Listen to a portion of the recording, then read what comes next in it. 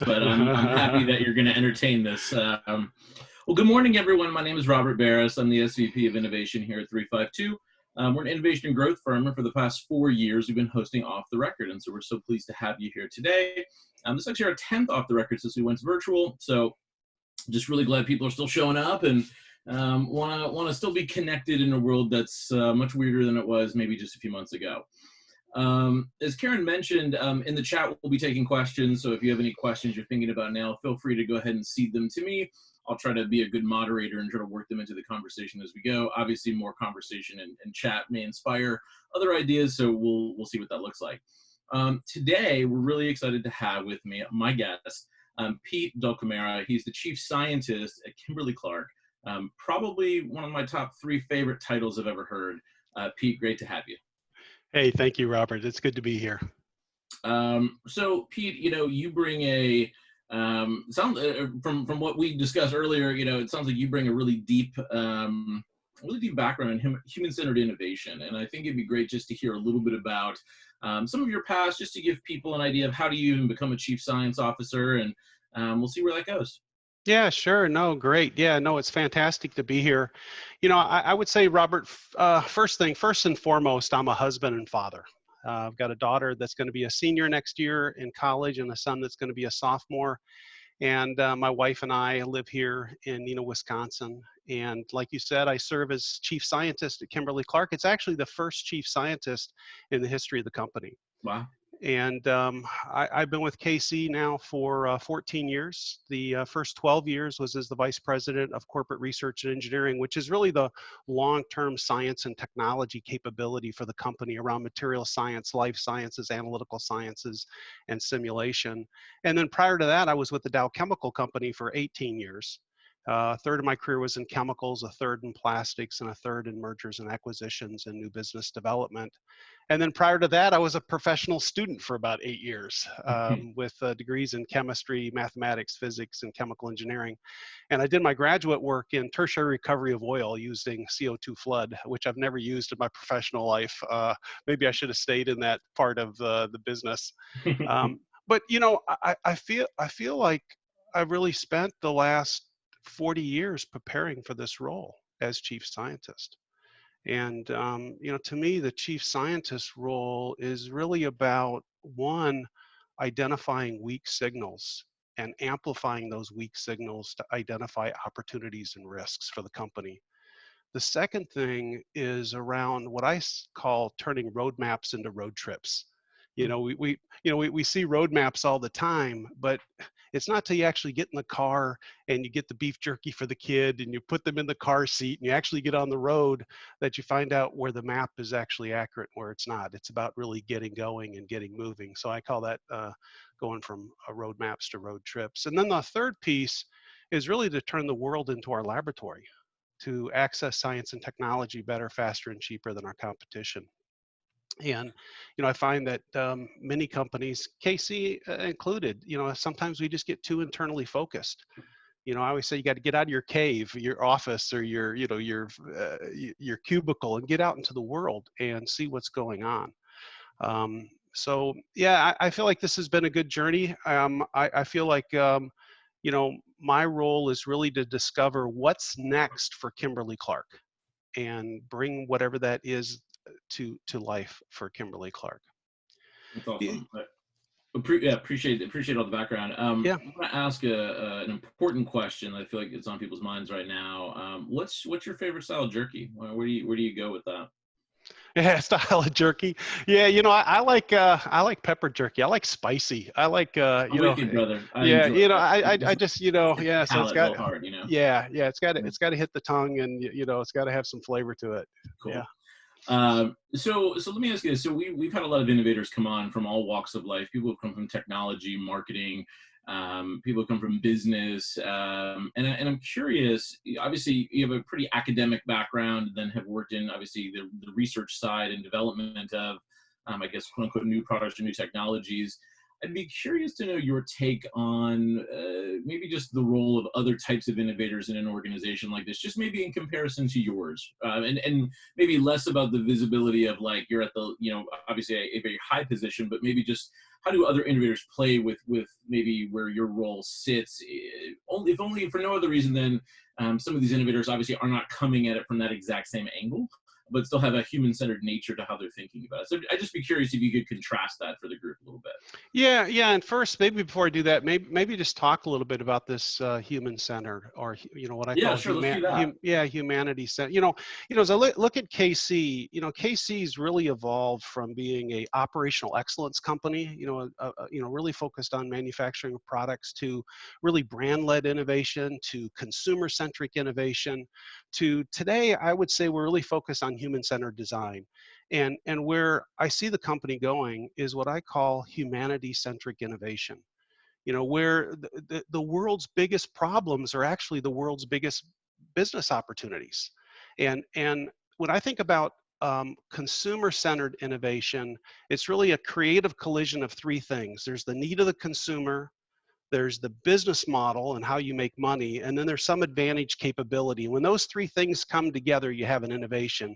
And you can start with any one. You can start with a consumer need, but if you don't have a business model or a technology to actually make it happen, you can't ever get it to market. So it's really the creative collision of those three things. And so when I talk about humanity-centric innovation, what I'm really talking about is what are the needs of humanity? And I think they're really well defined by the United Nations SDG goals, the 17 SDG goals around ending poverty and ending gender inequality and taking climate action and so forth. And the business models I'm talking about are the business models of the 21st century.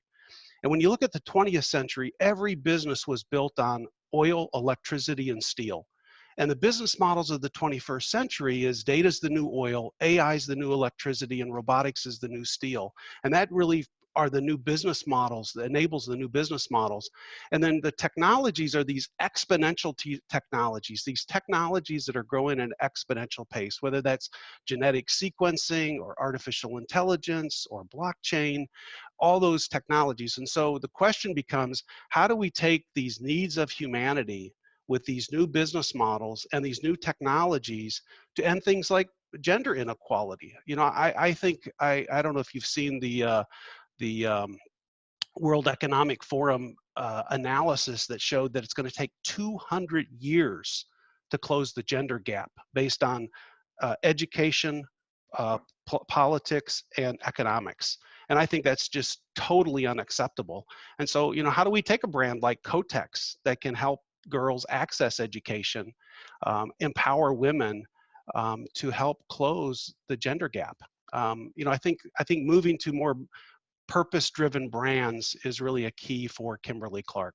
So that's, just wanted to get that on the table as I think about humanity-centric innovation. And so, it really is all about, partnerships and teamwork. I think there's this romantic notion that the innovation happens with the lone scientist in the lab. Mm-hmm. And I got to tell you, nothing's further from the truth. It really starts with really understanding the need of a consumer, and then interacting with people that have diversity of thought, that can really bring empathy to the problem that you're trying to solve, and alternate solutions as well. And really creating an environment where you build trust and destroy fear. I saw this equation years ago that innovation is equal to stimuli raised to the power of diversity divided by fear. And so, I think the key is get as much stimulation as you possibly can by getting outside of your comfort zone and really focusing on the diversity of thought, and really taking a diversity perspective as a way to really have empathetic understanding for the user, and then destroy fear in the organization to drive innovation. In my role, I connect with lots of people across the company, inside the company and outside the company. I see my job as being like a honeybee. It's flying from flower to flower, and somehow pollination happens. It's really being that connector, to help connect the dots, and look at things in a totally different perspective. Really bringing a red teaming perspective to what we do. to really understand alternate perspectives. So let me ask you this: for those who may be hearing, your point of view on innovation, and certainly humanities-driven one, obviously taking inspiration from the UN. I think we had discussed maybe even the World Health Organization. When you talk about those, I guess the question for me would be: was Kimberly-Clark, was that a divergent point of view that you brought in? In other words, was Kimberly-Clark viewing themselves as, hey, listen, we're a chemicals and a materials and ultimately a consumer brands organization. Why would we try to end world hunger? Or why would we try to end, why would we try to, sort of fix gender inequality? Like, I'm curious, was that already in the DNA of the company before you came in? Was that something that you felt like came into this role, to be clear? I know you've been there a while, but is that something you felt you had to sort of sell? And I'd just be curious to better understand that, because obviously as an inspiration for a strategy, it's a bold one, and one that obviously I think resonates with lots of people. Yeah, so in 1997, when my wife became pregnant with our first child, I sat down and wrote a personal mission statement. And that personal mission statement was to help create businesses that improve people's lives and to help raise children that live a life fulfilled. And every major decision that I've made since 1997 has been driven by that purpose. And the reason I came to Kimberly-Clark is Kimberly-Clark's vision is to lead the world in essentials for a better life. And what I found is a great intersection in that Venn diagram between my own personal purpose and the company's purpose to lead the world in essentials for a better life. I feel like, you know, doing what you hate leads to stress. Doing what you love is called passion. And so coming to Kimberly-Clark, one of Kimberly-Clark's core values is caring. That care is the core of everything that we do at Kimberly-Clark. It's about caring for our people, caring for our consumers, caring for the planet. I mean, that is the stated purpose of Kimberly-Clark, is to care for employees, care for consumers, care for the planet, care for the communities that we live in.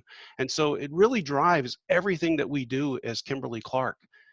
And the caring for the consumer really starts with that empathetic understanding of what is the real need that we're trying to solve here. It isn't about trying to sell another diaper. It's about really helping a parent be a better parent and have more confidence of being a parent. If I look at the history of Kimberly-Clark, what I would say is KC, every single product that we make really fits into a social taboo, a social stigma. If you think about all the products that it handles, feces, menses, mucus, urine, and in every single case, our products really address an issue when somebody's lost control of their life. When a 12-year-old girl enters puberty, she's lost control of her life. When mom brings a baby home for the first time, she's lost control of her life. When somebody becomes incontinent, when a parent's trying to potty train their child, when a child is bedwetting. And in every single case, what Kimberly-Clark has done is, through this notion of caring, is bring forward an empathetic solution in a way that overcomes these social taboos, this social stigma, to give people control of their life again. And so I would say I didn't bring this to KC. This has always been at KC. I think what I've brought to KC is this idea of, rather than solving problems for one human at a time, how do we solve problems for all of humanity that every human benefits from? And we're just on that journey. That's awesome. One of the things I love about a great vision statement is that when you say lead the world in essentials for a better life, essentials can mean a lot of things, right? It doesn't have to mean just the ones that you said. To your point, it can mean anything that, if it enables a better life and or helps that loss of control. It's an interesting thing that, again, I would imagine I'm trying to almost use empathy in the world of our attendees, and I'm trying to figure out would they have expected a company like Kimberly-Clark to say that or have that point of view. It's an interesting one. I'd be curious if any questions or comments in the feed. Would love to hear some thoughts from you guys. There's one clarifying question, actually two quick clarifying questions in the chat I just want to surface. One was, this is from Pete. He'd love to hear your contrast of invention, pardon me, invention versus innovation and their roles in the organization. Yeah, to me, I would, every time you use the word innovation, I would replace it with the words business building. I think invention is necessary, but it's not sufficient for an innovation. Innovation really is about creating value from a new idea. And you know, actually, all wealth in human history has come from innovation, doing something differently. And all innovation has come from new knowledge, and all new knowledge has come through science and technology. And this is going to be a bold statement, but I think the greatest idea that any humans ever had in the history of human beings, which is saying a lot. But I was going to say, by the way, this is not a bold statement at all. This is very, Is Charles Darwin. And the reason I say that is because what Charles Darwin said was so simple and explained so much. What he essentially said is anywhere you have variation and selection and then heredity through a gene, evolution is inevitable. And I think anywhere you have variation, selection, and learning by passing on a meme, innovation is inevitable. And so, how do we create systems where we have lots of variation, lots of mistakes? We call them mistakes, but they're only mistakes if you don't learn from them. They're only failures if you don't learn from them. So how do we have lots of variation and then selection, real key focus, and then learn and pivot. That to me is the secret of innovation. There's one other follow-up question. I just wanted to quickly ask. You had mentioned you had read a study, or there's a few studies out there that talk about 200 years to close the gender gap. Have you heard of any studies about how long it's to close the racial gap? Oh, the racial gap. That's a great question. I was at a conference years ago. Joseph Coates was his name. There's a used to be a think tank in Washington D.C. called Coates and Jarrett, and he provided this analysis of immigrants coming to America. Now, of course, African Americans weren't immigrants; they came in chains, right? But he did this analysis of every wave of immigrants and how long it took them to achieve the American dream, own their own house, their child to have a higher income than them, all this kind of stuff. And so he looked at Irish immigrants, Italian immigrants, and so forth, and it was roughly 30 years. And then what he did in this analysis that I thought was really incredible was he took where, and this was just for African Americans. I know race is a bigger issue than African Americans. I'm just using this as one example. But he took the point in history where African Americans began owning their home and their children began to have a higher income than the previous generation. And then he back extrapolated that to find out what was the point of embarkation, if you will, to the United States. It wasn't 300 years ago. It turned out to be roughly about 1958, about the same time as Brown versus the Board of Education. And the point he was making was the only way you can ever achieve the American dream is to have access to education. And once you have access to education, and then you can get on a income pathway where your children can have a better life than you. So I don't know what I think it's the old adage that the future's already here. It's just not evenly distributed. And I think both the gender and race gap is already been closed, but it's not evenly distributed. It's in very hyper points around the world or within the United States. And our job is to diffuse that through society as quickly as possible. Very cool. All right, I'm going to push us forward here. I'm going to sort of push us backwards and then forwards. The future is sort of already here. You had talked a little bit about this idea that, with the humanity-centered innovation practice, you're taking inspiration from real problems that affect the world. I'd be curious to hear a bit more about how do you go from what I'll call that 100,000-foot altitude, and how do you start to dive into, for example, I think you said there were 17 that the UN SDG had created or identified. I guess the question would be, how would you start to even parse through those 17, and how do you make it so that somewhere maybe there's a team at some point who starts to work on problems worth solving, et cetera? Yeah, you know, at KC, I have got this one presentation that starts out, "Who wants to be a billionaire?" And, you know, the punchline is that every single one of us can become a billionaire if we could quit defining a billionaire as somebody who accumulates $1 billion, and it's somebody who helps 1 billion people. And so to me, how do we create solutions that help 1 billion people around the world? And you know, just to take that from a high level to something very practical, my wife always hates when I tell people this, but I'm on something called the Toilet Board Coalition. And what the Toilet Board Coalition does is Unilever, Kimberly-Clark, Lixil formed the Toilet Board Coalition a few years ago. And the Toilet Board Coalition works with local entrepreneurs around the world to establish business models that solve the global sanitation crisis. And so every year I mentor companies that are in the accelerator program of the Toilet Board Coalition.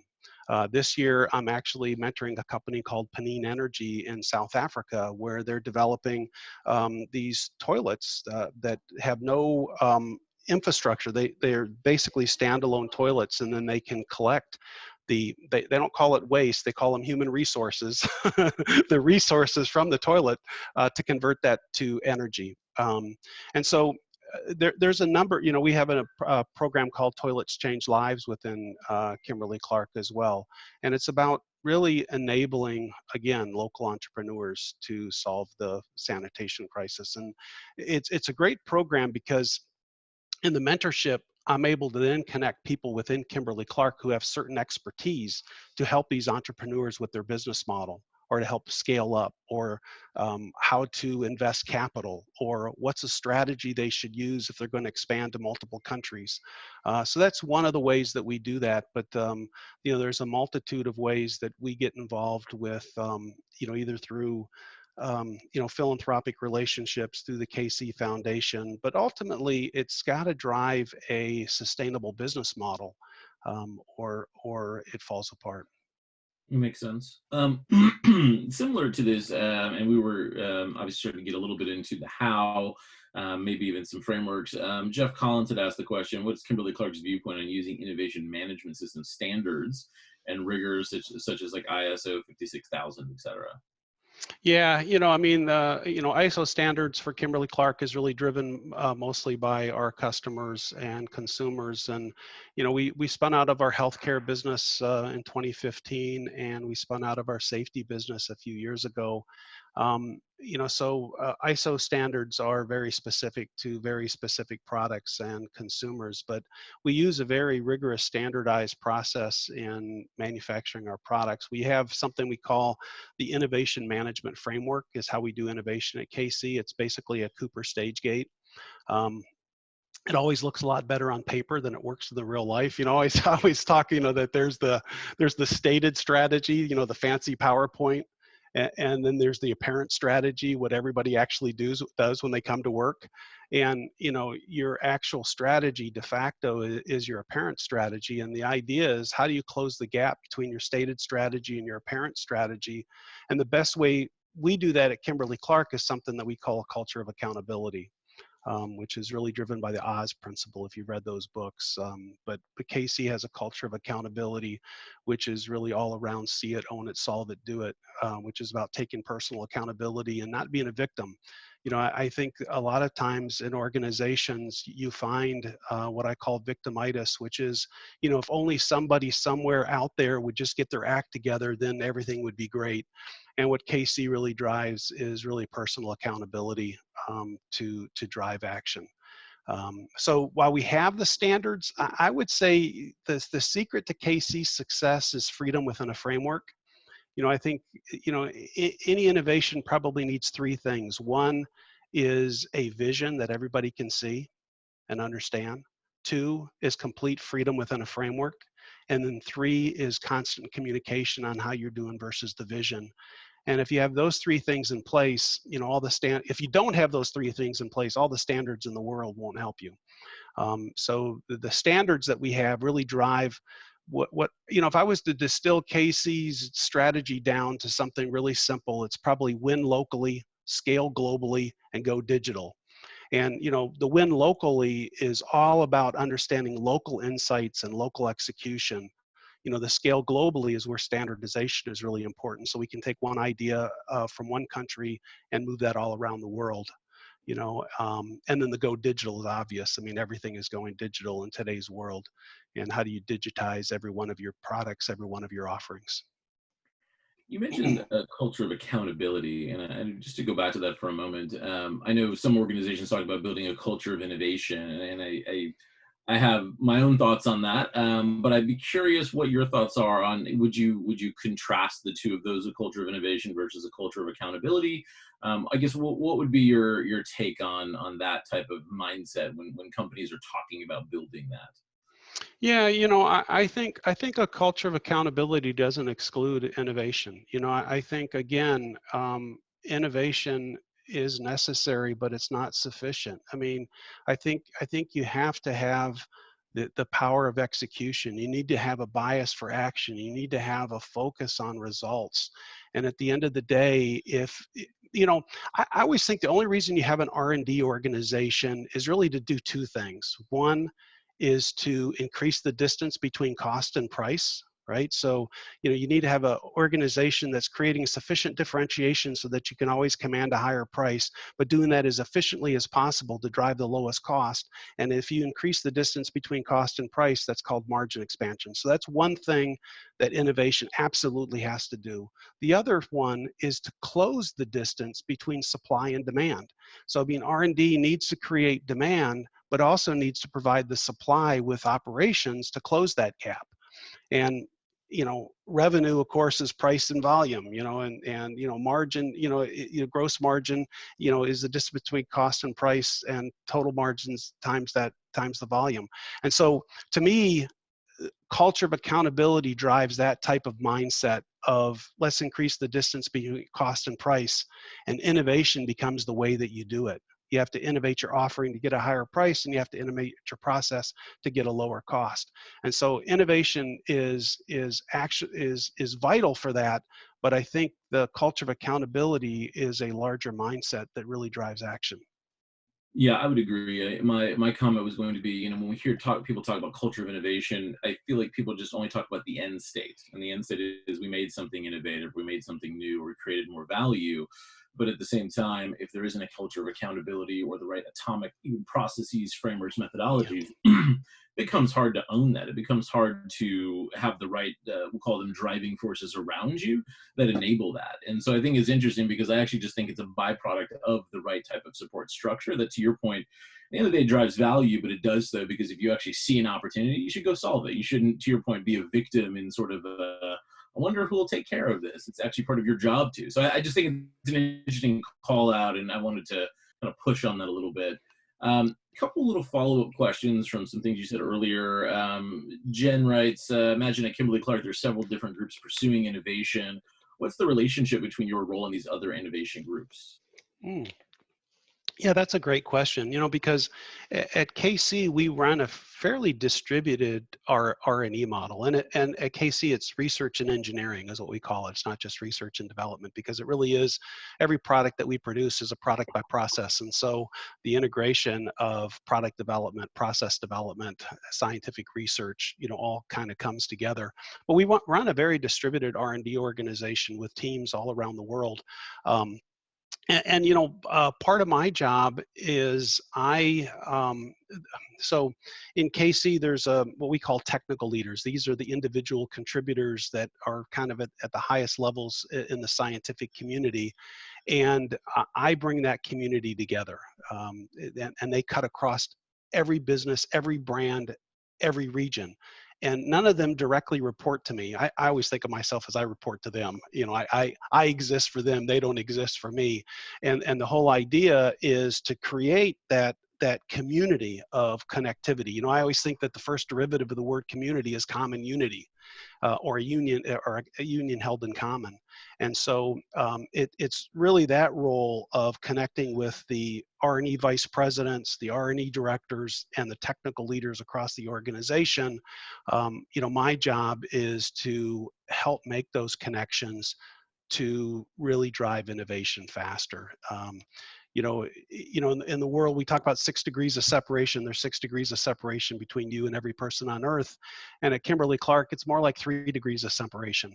And, my job is to make those connections as efficiently as possible across businesses, brands, and regions so that we don't sub-optimize the company, but we actually find the global optimum.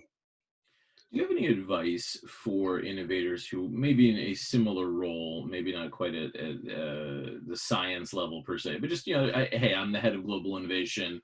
Um, how do you how do you deal with the siloing that naturally might occur at a global organization? In other words, you just may not be aware that your APAC region is doing one thing and your North American region is doing something else, and there's obviously duplicative work that could happen. My opinion is there's some low hanging fruit. I would just be curious what yours is, and how do you start to make sure those groups are connected and you avoid not being able to share what's going on? Yeah, that's a great question, and of course that does happen. Siloing is a real phenomenon in any organization. Within KC, we have a group that's called Global R&E. So the Global Research and Engineering Group actually has um, by sector, by each one, adult fem care sector, baby child care, family care, KC professional is within this Global R&E team, and their sole job is to connect the regions around the world. There's monthly sessions, there's quarterly sessions, there's annual physical get-together sessions, and that group's sole job is to create that connectivity so that we can adopt and adapt around the world as quickly as possible. Of course, things fall through the cracks, but there's a pretty good culture within KC of helping one another. I guess I'm big on equations. Equation I always like is scarcity is equal to abundance minus trust. And a scarcity mindset is basically, Robert, for me to win, I've got to get you to lose, right? A scarcity mindset is, a win-lose mindset. And an abundance mindset really is the only way I can win is if I help you to win. Hmm. And one mindset builds trust and the other one destroys trust. And in my mind, trust is the biggest competitive differentiator in the world. Because, Robert, if you don't trust me, I don't care how many words I say to you, you ain't going to do it. I don't care Yeah. how fancy the PowerPoint presentation is. But if you do trust me, I only have to say one word, go, and you're gone because you trust me, right? And just think of the speed of execution that you get from trust. So I would say the caring culture at Kimberly-Clark really tries to foster a culture of trust so that we can move faster. And we still have a long way to go. I mean, any organization, has organizational deficiencies associated with these things. But I would say, by and large, there's a high level of trust, there's a high level of caring, and there's more and more of an abundance mindset within Kimberly-Clark today than when I first got here 12 years ago. Not due to me, but just due to the organizational dynamics. And I quite love frankly, our CEO, Mike Hsu, I mean, Mike, the first quarter we had probably the highest revenue quarter maybe in the history of the company. And when Mike talked to the analysts and he talked to the employees, he said, yeah, while we had the highest quarter, that's not the important thing here. The important thing is that we kept our employees safe. We kept our customers safe. We kept the consumer safe. And that's all he talked about. He didn't talk about the financial results. He talked about really this culture of caring that we have within Kimberly-Clark. And when it comes from the CEO, it really starts to permeate through the whole organization. No, I love that. I also love, I love the trust equation. I couldn't agree more. It just as a little bit of a repeat back. I just want to make sure I say it. I mean, it's interesting. I have not heard of many organizations who have an entity who is only tasked with trying to make sure the sharing is happening, right? Only trying to make sure that there's enough connectivity and there's obviously process and communication flows. So I love to hear that that's actually a way that you're intentionally trying to solve it, as opposed to it being a part of someone's job. This is actually a core part of their role. So that's pretty awesome It's to all hear. they do. It's all they do. Yeah. It's really neat. There was a question probably from about 5 or 10 minutes back. I just wanted to quickly touch on. There was I believe just you used a phrase basically. I think you were talking about scale, and you talked about digitization. And the question was, and you might get a kick out of this one, how could a paper products company be, digital? Like, what does that really mean? I actually really love this one because I've heard of some fun stories. I'm curious if there's any anecdotes you could share that would maybe quantify what does it mean for you guys. Yeah, so Kimberly-Clark has been on a evolutionary track for almost the last 150 years. And, if you go back, there's KC, if you go back to about 1914, KC basically asked the question, how do we turn a tree into cotton? And we came up with Cellucotton that led to Kotex and Kleenex and all of our paper products. But in the 1970s, Darwin Smith asked the question, what if we sold all the paper mills that made us successful for the last 100 years and invested them in diapers? And along came Huggies and Pull-Ups and Depend and so forth. And I think we're on the verge of our next revolution as Kimberly-Clark, which is that a used product may be worth more than a new product, that there's gold in them, their diapers. Um, and I think that there may be more value in the data and materials in our products than the products themselves. So, imagine a toilet paper tissue that had biomarkers that could tell you if you had the onset of colon cancer. Imagine a diaper that could tell a mother about their baby's nutrition and their health and their sleeping patterns. Imagine a panty liner that could send a signal to a woman's smartphone that tells her if she's ovulating or if she's pregnant or if she has a sexually transmitted disease. And so, when we think about digitization, it's an opportunity to take the data that's already in our products and provide information about people's health and hygiene. Imagine harvesting the human microbiome from infant feces to solve irritable bowel syndrome. Imagine being able to harvest stem cells from menses and fempads to cure cancer and Alzheimer's. So this is all right at our fingertips as we start to think about our products differently. Or even think about the digitization of our process. Imagine 1,000 cities around the world downloading CAD/CAM drawings and 3D printing their products right in their home, and you need no assets or supply chains. That's the world of digitization. So I think digitization is going to disrupt every business on earth, including a paper company or a non-wovens company or a consumer products company like Kimberly-Clark. So I love the call out. I was hoping you were going to go there. I love the call out of the data, essentially sitting there with a used product. And I guess I'm curious if you have any insight or can maybe share some experience with in moving towards that digitization. I wonder if you guys have had the capability in house. So I'll just use a basic example, like maybe AI, machine learning, and building business intelligence dashboards hasn't been the thing that you guys were expert at for obvious reasons. But maybe it's an area you do have to build a capability in. I'm curious what you could share around how do you know when.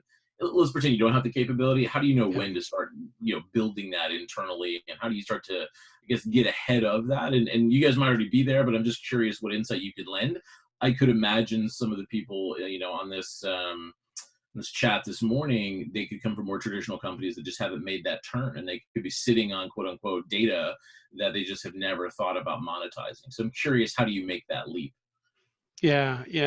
I think the first thing you have to realize is no matter how much you know about sensors and indicators, the world knows more.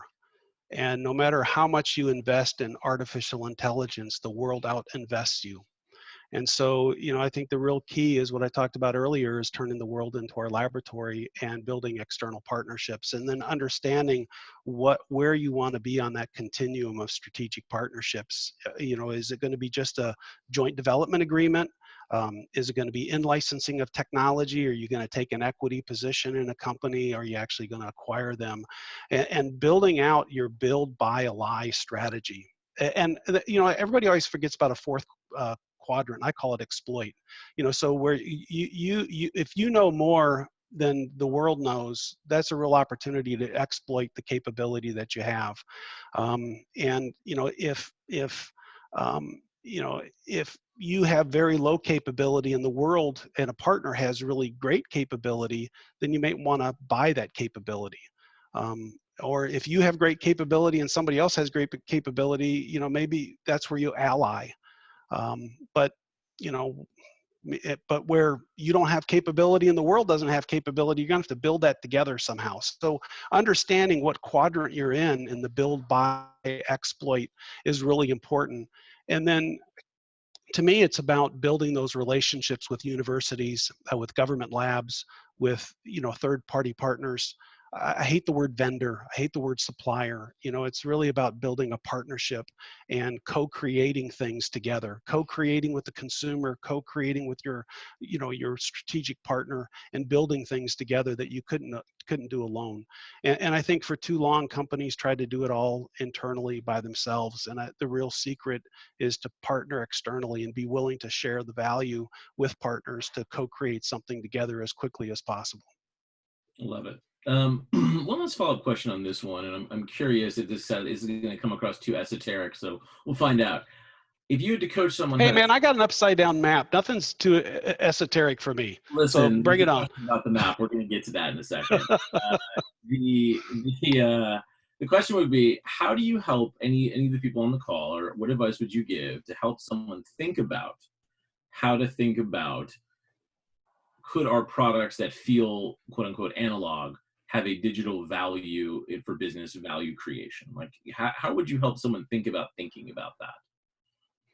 Yeah, you know, yeah, I mean, I think everything can be and everything will be digitized. You know, what I would say is ask yourself, how do you move from being a noun to being a verb? Hmm. You know, I do banking every single day, but I can't remember the last time I was in a physical bank, right? And so whatever you're selling, determine how you can turn that into a service, how you can turn that into a subscription, how you can turn that into information. Because there's two types of business models, right? One is what I'll call a component strategy, where the value per user begins to plateau because you're selling individual components. The other one is where you really build an architecture, and the value that you can create becomes exponential. You know, think about, you know, Amazon versus Blockbuster, you know, or Netflix versus Blockbuster, Amazon, you know, versus, you know, as your favorite bookstore. Um, you know, but to me, this opportunity, the way you move from a component strategy to an exponential business model is to stick an AI algorithm in the middle. You know, you think about the time, you know, think about hi-fi, right? Remember when we used to buy you know, you buy an amp and you buy speakers and you buy a, you know, a CD player, you know, that was the analog world. Even if it was a CD player, which was digital music, it was still an analog world. But you stick in an AI algorithm that can turn voice into a command, and you have a smart speaker. And so that AI algorithm takes a phone and turns it into a smartphone, can take a diaper and turn it into a smart diaper. And in my mind, it's not about creating a smart diaper, it's about creating smart parenting. And so don't think about how you just turn your product into a digitization, but how you help the consumer. You know, so one of the analogies I use at KC is our Huggies diaper today. I always say it's like a Model T Ford. And how do we take that Model T Ford and turn it into a Tesla S? You know, a Tesla S and a Model T Ford has four wheels, a steering wheel, you know, an engine and seats, and takes you from one place to another. But one's a complete transformation of the other because of digitization. And so even though you're still selling a physical product, think about how you can wrap that into a digital offering. I love it. Appreciate it. Thank you for indulging my question. There are a couple questions about the map. To sum up, I understand the world is on its head right now. This is from Aria. Is this why the map behind you is upside down, or does it have anything to do with quote unquote innovation? And how do you look at the world? Is this another personal mission statement? Yeah. So, yeah, I'm not hanging upside down right now in my office. Yeah, no, I got this map about 20 years ago. It's called What's Up South Map. And the idea is that there is no up from outer space. It's a completely arbitrary decision on how we've drawn maps. And I'm always fascinated by how an arbitrary assumption becomes fact and creates a paradigm in your mind that governs how you see the world.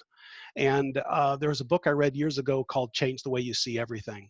And it was this idea of challenging assumptions, challenging boundary conditions, challenging orthodoxies, because the map isn't upside down. All the words are right side up. It's just that, somehow, I guess because of the North Star, we painted the tip of the compass red that pointed north. If we'd have painted the tip of the compass, the south side with red, all our maps would be drawn this way. And so the point is to challenge the way you see everything and to see what everybody else sees, but think something different. And when you do that, new ideas emerge, new innovations emerge, new solutions emerge, and you can change the world. I love that. I recently watched a documentary on Netflix. I'm obsessed with food documentaries, so I'll watch everything, Chef Table, whatever, Totally Delicious. And I think it was a Dave Chang episode, and I think it was a new one, maybe with Chrissy Teigen or something like that. And they were talking to some people who were, we'll call them chefs and or editors of quote unquote Middle Eastern cuisine. And one of the first comments was, Middle East of what? Like that's just an identification based on a very Western centered point of view of the world. And it's something just so simple as the Middle East I took for granted. And I realized as someone who's constantly challenging my own thing, I was like, man, it's just something so simple. So to your point, yeah, the orientation of most things are just kind of arbitrary at best. And so, what would happen if you sort of shifted your thinking a bit? But that one kind of blew me away a little bit. It was such a common vernacular. And just to think about it that way was really interesting. So yeah, I very much get it. Yeah. And I think that's where all innovation starts is asking those type of questions, why is it this way and what could be better? And Absolutely. yeah. There was a quick follow-up question. I believe you were referring to earlier Stephen Covey around a stage gate model. I think that's what you were talking about. Or was it Actually, trust yeah, model? it was about trust. Yeah, I mean, Yep. Stephen Covey, the 7 habits of highly effective people. Yeah. So Trust the is a big question component. said, is that your approach to building trust, or do you have other ones that you look at? I think Covey captures it really well. I mean, I think that trust really does come down to competency and character and consistency. And I have found the best way to build trust is first and foremost to be trustworthy. But just as important is to just take the risk and trust others. I think if you do those two things, always act trustworthy and trust others, you build trust. And I think that is the key to business success is character, competency, and consistency. And that's all captured in Covey. Awesome. I have one other question that was top of mind from something you said earlier. We've obviously talked a lot about sort of the innovation strategy. We've talked about how do you, maybe we'll call it, dive deeper into one of the areas that might be of interest. One of the questions that emerges just in general with the work of innovation is how does something new become incorporated into the business? And so, essentially, where does innovation and operations align? I'd be curious just to hear your take on what sometimes can be a very messy transition in organizations. Yeah, I think the key in my mind is storytelling. I think all of us need to become better storytellers. Words are how we think, stories are how we link, right? And I think the key really begins and ends with your audience and really understand. I mean, Robert, that was the first question I asked you is what do we want this audience to, think and do and feel differently because they heard the two of us talk. And so I think, in any change you're trying to do in an organization, there's 2 ways you can do change. One is what I call sumo, which is the person with the highest title, the biggest points in the room always wins. And the other is judo, where you actually get the organization pulling you in the direction you wanted to go all along. I'm not talking about manipulation. I'm talking about ethical persuasion. And it really does come from storytelling. And I think Disney does storytelling best. And every Disney movie has this formula. You create characters that the audience loves. You put those characters in mortal danger. and then you save those characters from that mortal danger. And to me, those are the best stories, that, hey, we've got this, business, the business is in trouble. We love this business. It's going down the tubes, and, here's the solution, and if you can tell that story of, here's the business we love, the business is in trouble, and here's the solution to get the business out of trouble. And you can sell people on that such that they're pounding on their desk, demanding you to pull in that direction. That's the best way, in my mind, to do change management. It's not about trying to drive change in the organization. You can either be done to or you can be done with. And we all know what it feels like to be done to. The real secret is to be done with and co-create things together. And the same thing happens with operations. What helps at KC, and I talked about this earlier, is research and engineering. That we've actually brought research and engineering together because we recognize that our product is a product by process. And you can have a process that makes the most efficient product in the world that no consumer wants, or you can have a product that every consumer wants, but you don't have a process to make it. And so you really have to bring those two things together to have a true innovation that you can actually sell in the marketplace. I love it. We have time for 2 more questions. I'm going to try to constrain this one. This might be a tough one to get into a short period of time, so we'll see how I do. We've been having a debate internally recently based on some work we've been doing with different clients, and it makes us wonder a lot about what do you need when building a business from a team point of view. So let me share a couple of the sides of the debate, and you see where you fall on this. Do you need, and these aren't binary statements, but we'll just see how you react. Do you need design thinkers who are experienced entrepreneurs in building digital products? Do you need product thinkers who use design thinking to find new businesses? Or do you just simply need business strategists who understand new methodologies of finding new businesses to then be able to start launch a new business? And so while all these 3 things aren't truly like binary, we're trying to figure out a little bit of what's sort of the right mix up, because obviously the challenge of finding an opportunity, the challenge of starting a new business, launching and scaling, those require a lot of different backgrounds. And obviously you can have a cross-functional team, but there probably are some things in the DNA that are probably pretty critical. And I'd be curious to hear from your point of view, what are some of those DNA level requirements that you feel like some of your teams have been successful with? Yeah, there was actually some work on this. Oh God, I'm trying to think. Swigert and Stevens, I think, were the authors. They were former Dow employees that did this work on understanding Myers-Briggs analysis and KAI, and what type of people you need on the front end to actually discover the opportunity, what people you need in the middle to be really decisive, to decide what you're going to work on and what you're not going to work on, and the type of people that you need on the end that are really good really good at execution. And so they found that the team need to actually migrate through the innovation process. So, what I would say, out of the 3 scenarios that you described, you probably need all 3. It's just a matter of timing, when who leads, depending on what you're trying to do, so that you have, a group at the beginning that is really looking at all possibilities, and are really divergent thinkers that can really develop lots of alternatives. But then you need a group of people that are really decisive to say, hey, this is the one that we're going to work on. What I find so many times is that we need to focus on the critical issue. There may be 20 issues that you need to resolve, but only 3 are critical. And by critical, I mean that they have, 1, the highest impact on the business, and they have the highest degree of uncertainty. And if those 3 issues aren't solved, the other 17 you shouldn't even work on, right? And so having people that can identify those 3 and resolve those 3 issues for success is critically important. And then you got to have people that really can execute, that can really drive to milestones, and they love Microsoft Project, and they love Excel spreadsheets, and they know all that detail. So to me, it's not so much of a binary decision, like you said in the beginning, but one of having the right team dynamics at the right place at the maturity of the innovation to really drive it forward. Love it. All right, one last question for you, Pete, and then we'll end the session.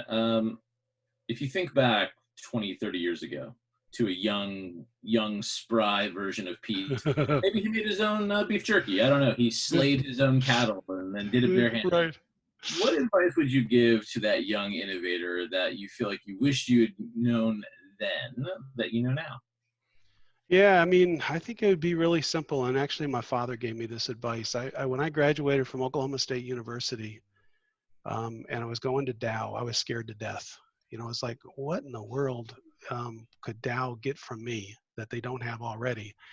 And I remember calling my dad, and my dad said, just always tell the truth and always be yourself.